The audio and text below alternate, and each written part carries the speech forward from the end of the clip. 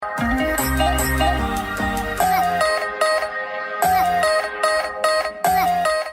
right, guys. Hey, it's Jonathan Edwards here. Welcome to another video or an audio, depending on where you are.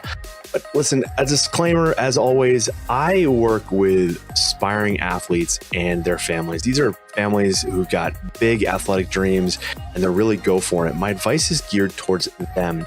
So with that in mind, some of that advice may not rub you the right way if you are not as into it or committed. If you aren't willing to take 100% responsibility for your athletic experience, if you're going to blame coaches, blame the weather, blame something other than yourself, this probably isn't the advice for you. So if you're going to hang out, that's fine. Leave appropriate comments where necessary. But again, just a little disclaimer, this advice isn't for everybody. So thanks for watching. Thanks for listening. Let's get started. All right, hey guys, it's Jonathan and welcome to another episode. We're going to talk about today my entertainment, edutainment, educate coaching model. So I've never heard anybody else describe this like this, so I'm going to take credit for it. But the idea for you as an athlete and for parents, if you're watching, it's important to understand kind of your expectations of your coach and how you are wanting them to deliver the information that you're getting from them. So what do I mean by that? Well, when you first meet anybody, like if you're meeting me for the first time, there's a bit of rapport building that has to happen here, right? If you've never heard of me before, if I've just kind of showed up in your feed, you're kind of like, yeah, who's this guy? Like, what's he going to do for me? Like, what's he telling me about? Like, how's this going to work? And that's true for really anybody based on your kind of your pursuit of your goals. And so what I mean by that is when I was an Olympian, or coming up to be an Olympian, I would say I was an Olympian at a timed event and I was a goalie in every other sport that I played. So really for me, I just wanted to learn whatever it was I needed to do to get better, to get to the finish line faster, to stop more balls, more pucks. You name it. I really had no filter. I just wanted to know what it was going to take me to get better, and I was willing to learn from anybody. So if you're really committed to your goals, this model actually will reveal just how committed you are. Because if you are all in and you want to be a pro, or your athlete wants to play in D1, or they want to be on the World Cup or make the varsity, whatever, if they're really committed, then they are ready to jump right to education mode, and they really don't care who they get it from or how it's delivered. But if you are a little bit wishy-washy about what your goals actually are, if you're looking, if you want to have more fun, or you're just kind of looking to enjoy yourself, well, that's going to change how the coach delivers information to you. Now, what's really important to understand is I believe fundamentally that if you look at a team, a sport, like a business, the coach is really there to design to help that team fulfill one objection, which is to win the game, right? And so when people talk about coaches, winning at all costs or things like that, I think that's always a little bit unfair because coaches are really fundamentally designed for that. The problem arises, so as you go further up your sport food chain and you get further up towards the top of it, those coaches are usually compensated. Like if they don't win, they'll lose their job, those sorts of things. So that coach really wants to be in educate mode. They want to be able to give you information and have you apply it and have you get better so that everything gets better, right? They win, you get, if you do better, it's this little loop, right? But the problem arises, and I believe this comes a lot from the expectation in youth sports, where parents and athletes, not the athletes so much, because the athletes just want to play and enjoy and have a good, enjoyable time and win. Because if athletes don't win, they get really bored really quickly. And that's just a neuroscience thing. If our brain feels like that to make progress, that those steps are too big or they're unattainable, our brain loses interest. It doesn't reward us with the neurochemicals that kind of make us feel happy and keep us going and have us overcome adversity and things like that. So it's a neuroscience thing. It's not just, hey, we'd like to have it this certain way. The bottom line is that coaches, if a coach is allowed to just kind of teach and tweak and do what they need to do to help the team win, then they're actually better off. And then in my opinion, the team is better off.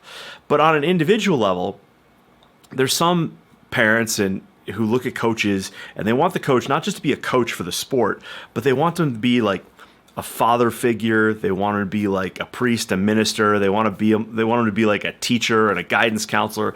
They want all of this. They demand all of these skill sets from a coach that may or may not have them, right? And that's really important to understand because your expectations going into it, the relationship with a coach, is such that you're going to want them to deliver information to you in a certain way, and they may not be able to do that. And I'm going to explain that in a second, right? So the entertain, edutain, educate model. I'm going to start first with the educate model. So let's start there. The educate point, as I mentioned before, was like, if you're fully committed to your sport and you just want to be the best there is, then you're going to go to a coach. Now, how you choose that coach is important, because let's say you get recruited by that coach, and you know the coach's history, you know that their history with athletes, then you are going to go in and just go like, all right, just tell me what I need to do, right? If you have that level of respect for the coach, you're going to be able to go, they're going to be able to pick apart your technique and how you do things, and just you're going to be like, okay, great, and you'll make the changes and off you go, all right? So that's full-on educate mode, right?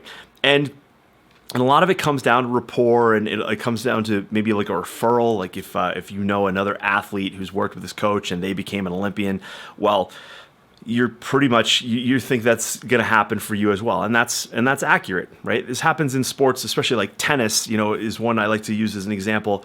Athletes travel all over the world to train with certain coaches because they just want to get that education, the education they feel that will make them world class.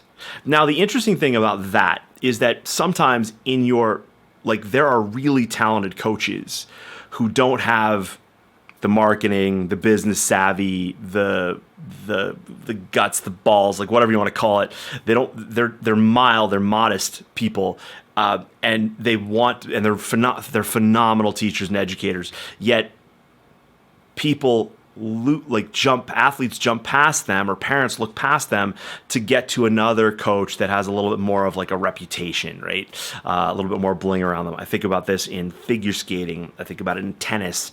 I think about it in some technical sports. Like it's really fascinating because there's phenomenal coaches usually locally that can help you get to, and they're just waiting for that opportunity to have an athlete who is ready to absorb all that they know and have them get to that next level, right? And a lot of times, you'll see this where athletes they'll ride along with a certain coach, and then when they're finally ready to make that next jump, they fire that coach, and then they move on.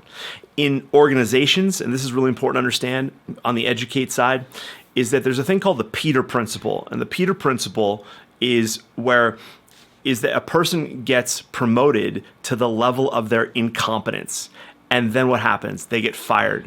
So this happens a lot in the NFL. Years ago, I worked with a tennis facility where the technical director was phenomenal, was great with the kids, but was not a fabulous business person. And even though he was making the athletes better and the best they'd ever been, he got let go, not because of his technical skills as a coach, but because of his business skills. And that's unfair. But it's something, as an athlete, as you're working with a coach or going to a program, you need to understand that, because sometimes you might be getting more sizzle than steak, right? So that's really important to know, okay? So backing off of educate, now we get to that edutain model, right? So the edutain kind of phase. When you go to a coach, a lot of times the problems that athletes have with coaches is rarely about what they know. Sometimes it is, but it's usually less about what they know and more about how they deliver it. And this is where things get a little bit shady on both sides. One, you may have a coach that doesn't have the ability to deliver information in a nice, warm, fuzzy way, or the way that you need it delivered, right? So I had an athlete years ago who their coach, their entire upbringing, like from this time they had started their sport all the way up to college age, had been their dad. And so you can imagine what that relationship is like, right? It's part tough love, but it's also love, right? So this athlete, eventually the family made a decision, and they're going to make the transition to send their athlete to a facility with a world-renowned coach. Well, guess what? That coach was an ass, right, to that athlete, and nowhere near the delivery like it was for the dad. Now, this is where the understanding where the relationship between a coach and an athlete fails. What I've seen in my experience, what happens in the athlete-coach relationship is if a coach feels that so the athlete's performance is below where the coach thinks it should be. All right, that's where this begins. But then what ends up happening is if a coach feels that lack of performance is happening because of lack of effort or lack of discipline or things like that, there becomes tension first from the coach side. The athlete may still be all in on the coach and believe in them, but the coach may feel like, this is not good. The other side of it is when the athlete feels like their lack of performance is because of the coach, right? And so there becomes a disconnect. What bridges those disconnects is in the EduTain. What I call this the EduTain portion. And so the delivery from the coach is such where what both want is they both have a love language, right? So Gary Chapman wrote a great book called The 5 Love Languages, and it's geared towards like husband and wives and stuff like that, but really the coach-athlete relationship is just like that. And it doesn't matter if it's a male coach and a male athlete, a female coach and a female athlete, or a male, you just get what I'm saying here. But the point is that the delivery of the time, that relationship at that time is going to either stick together based on the communication ability of both sides. Now, this is where the athlete tends to lack those skills. Like, I didn't learn about those skills till I was in my 20s, right? But I could look back on relationships that I had with coaches where things got kind of tense and I could see where the breakdown was. Very famously, when Tom Brady left the New England Patriots, word came out about how Bill Belichick, the coach, treated Tom Brady, the athlete, and you could see that it really came down to one of those 5 love languages, right? And so the idea here is that a little bit of that edutainment side is there's a little bit of entertainment on the coach side to basically help keep the athlete involved and interested and motivated to make the changes the coach feels that the athlete needs to make.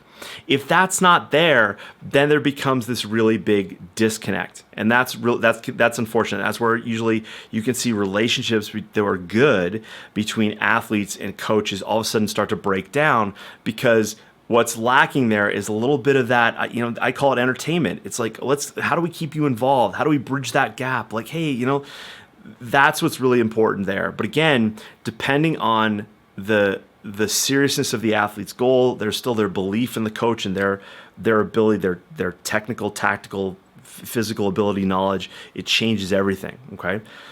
Now, backing up, the third part, the entry part, is what I call the entertainment. The entertainment part of the framework here, the model.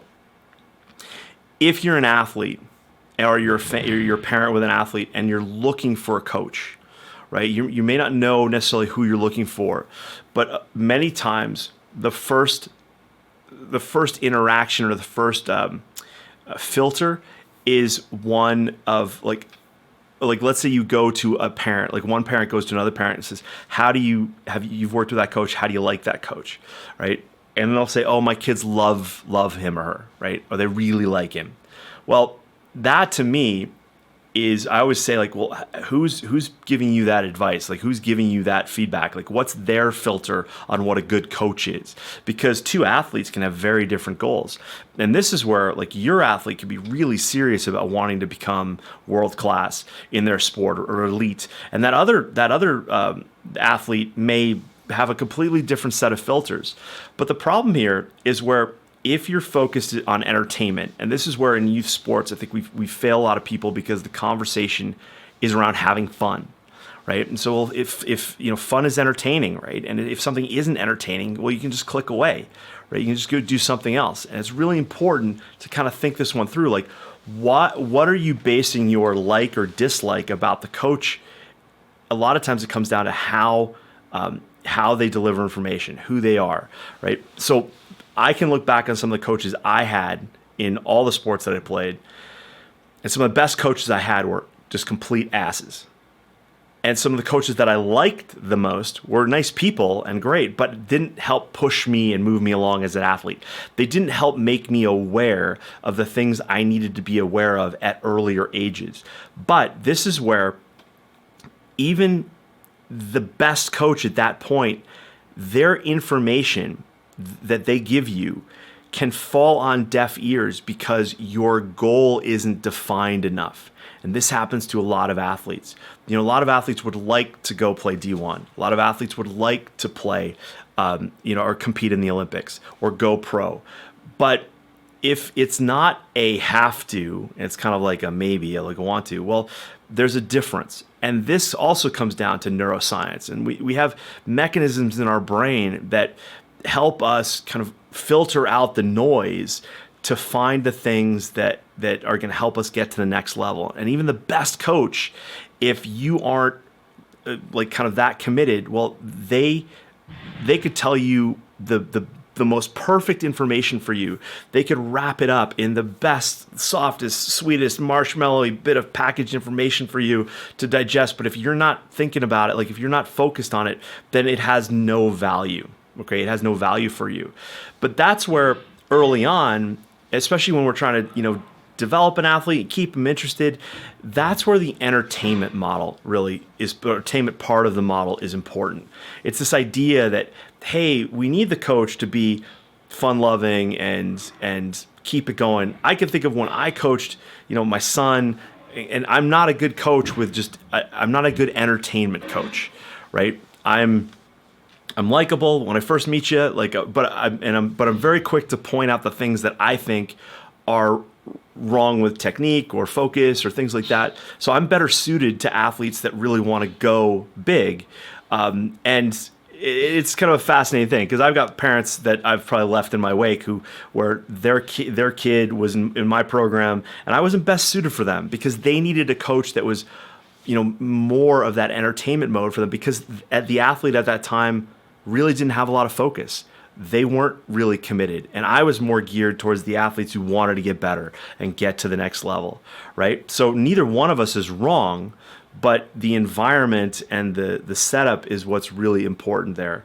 And then because your coach is also limited by their resources, okay? Time, energy, and money is a resource as well, okay? So every coach has a limited bandwidth. Right, so I want to talk about this in terms of coaching bandwidth. The idea here is even if you understand the entertain, edutain, educate model, is that every coach has what I call the coaching bubble. They have they're suited for a certain type of athlete in their bubble. Now, they're going to have athletes that push out on either end of that bubble. It's not fixed, it's flexible, but at some point that athlete may be above and beyond what that coach can give them, but that athlete can be below what they can give them. And that coach can try to love both of those athletes up as much as they can and kind of be in that entertain, edutain area of the model, but really fundamentally they can only do so much. And at that point, it's important for athletes and families to look at that coach and go, I think this coach has gotten us as far as we can go, or I may need to find another coach to get me up to that level, right? And so you might need to find a transitionary coach to help get you there. And that's okay. I've worked with athletes, like I had an athlete, this was before COVID, so this is 2019-ish. And this family had tons of resources, time, energy, money. And they had actually moved from where they lived. They lived in Boston, and they moved to Florida to train with a coach down there in a program that was top notch. And for this athlete, we were optimistic that this athlete could kind of handle that. But once the transition was made and the athlete was down there in the program, the athlete didn't know anybody. The group, we didn't really expect this, but the group that was there was quite resistant to this athlete. And so it wasn't a great environment. And even though the coach was great technically, the coach was not able to really kind of take this athlete under their wing. Once they got down there, it was quite transactional. Like the relationship was quite transactional. It's like you were paying to get in this program, and either you sink or swim. And unfortunately for this athlete, they were floundering. And so my recommendation was like, all right, let's get that athlete out of that program somewhere else with a coach that's going to be a little bit of that father figure or actually in this case, it was a mother figure for this athlete. So after that transition, what was great is that even with COVID and even with what happened was that athlete was able to really kind of thrive in that environment. And so when they originally got with that program around that coach that was full on educate, right? Full on educate mode. There was no EduTain, there was no entertain, nothing, right? Well, the athlete felt like they were here. Like they just felt like their performance was fine. And they were performing poorly. But with a transition to another program, to a coach that was a little bit more empathetic, sympathetic, things like that, the athlete was able to quickly get back to where they were and then surpass. And I would argue now that that athlete is better off and better than the athletes that they were originally around. And time will tell, right? As events come and go, time will tell.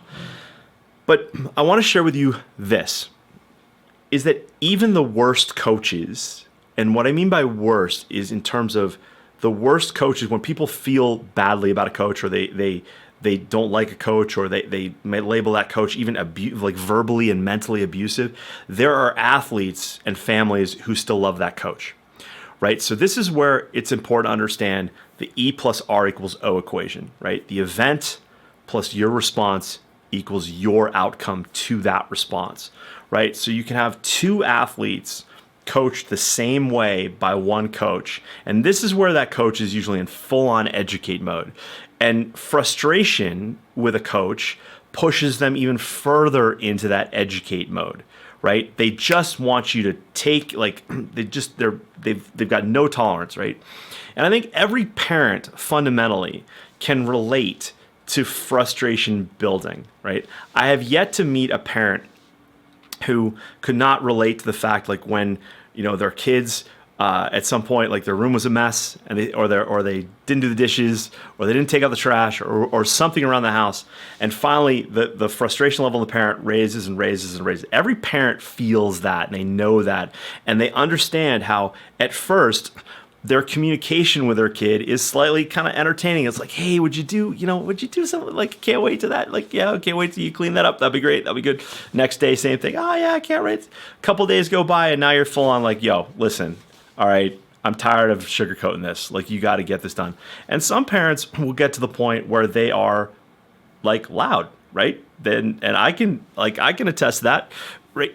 But what happens is your level of frustration goes up and you're running out of things to do, right? And again, this is where the coach-athlete situation kind of disconnects, is because the coach is wired to help an athlete learn to win.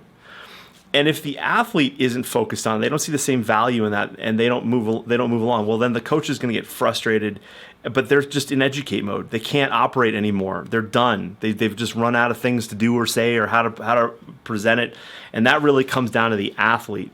So when an athlete and a coach starts to disconnect, there has to be responsibility on both sides. And sometimes the end result is like, okay, wow, the coach has nothing else left to say, and the athlete is just not hearing it to improve. But I believe fundamentally, if the athlete is full on committed to their goals, and as a family, it's important to kind of commit to that. Not say like, oh, we'll just give this a try and see how far we get. We'll take it one day at a time. No, it's like, yo, let's do this. Because when an athlete says that, then a coach can operate in their education, in their educate mode, and they can help your athlete.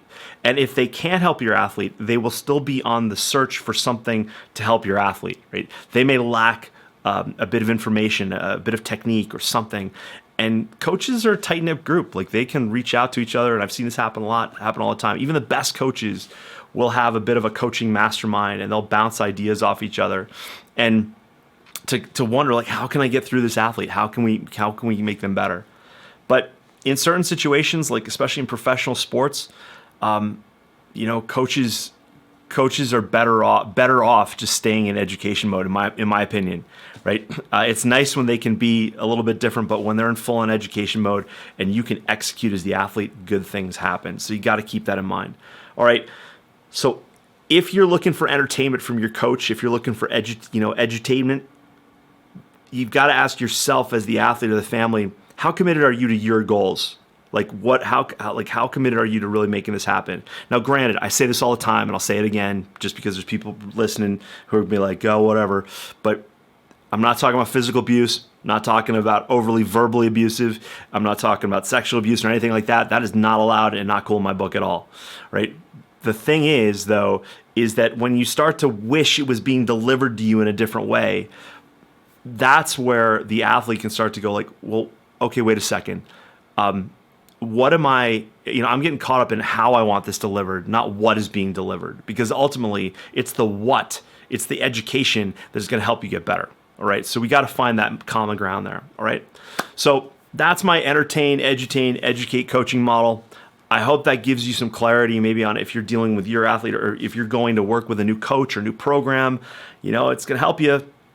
One thing I find with a lot of college athletes is the coach, when they're in recruiting mode, oh, they're all sweet, right? They're all sweet and entertaining. Oh, Mrs. or Mrs. Jones, we're going to take care of your son or your daughter there. They're going to be part of our group. We're just going to love them. We're going to turn them into men and women. They're going to sell you like a car salesman sells a car, like no joke. I didn't used to say that, but yes, I'm equating some coaches with used car salesmen. But once your athlete steps foot on campus, it's like, yo, you got to keep your grades up. Don't get drunk. Don't get silly, right? Come to practice, be ready, and give us 100%. That's what we need, right? Then it's all full on business, okay? So if this resonates with you, as always, do me a favor, hit the like button, subscribe if you haven't already, leave me a comment below, okay? And leave me a good comment. Good comments make it, bad comments don't. And remember, I work with aspiring athletes who've got big dreams and the families and coaches who support them. So my message is for them, and if that's not you, this might hit you the wrong way. So let's just be fair. All right, so leave me a comment. As always, reach out. I would love to see and hear what you have to say. And as always, if I can help you and your athlete, go check out athletespecific.com. Take advantage of some of our freebies, and join one of our coaching programs down the road. I'd love to see you in it. So enjoy.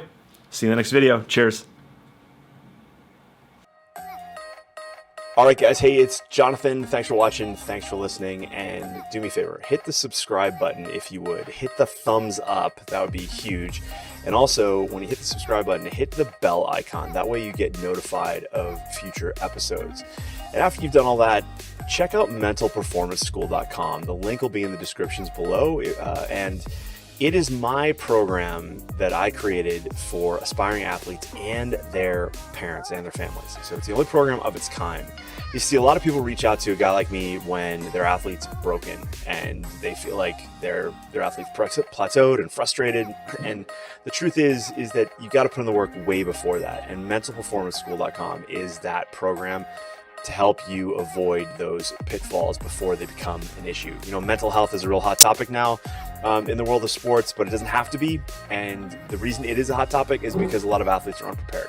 And mentalperformanceschool.com is a way to prevent that. And like I said, it's the only program of its kind. So check it out. And I'll see you in the next video. Cheers.